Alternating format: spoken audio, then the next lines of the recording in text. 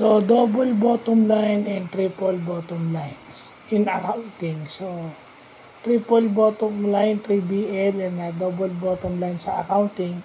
Yung double bottom line daw is yung positive impact ng profit. So, ibig sabihin, kung nagkaroon ba ng positive effect yung kinita o yung ginawa. Okay? Yung triple bottom line daw sa accounting, yun yung hindi lang financial, pati environmental at saka social effects ng profits. Yun ang tinitingnan. Kumbaga, may business kayo, kumita, pag triple bottom line, tinitingnan yung social effect. Nakatulong ba yun sa tao? Nakatulong ba yun sa environment? So, yun yung mga business concepts na dapat natin nakikita.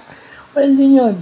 Kasi kahit negative, alam mo, negative yun, may utang ka pa. So, you would look at the impact. Yung social impact at saka yung environmental impact. And then, kabablog lang natin ng impact investing, di ba? So, ito yung mga karugtong ng impact investing. So, yun lang po.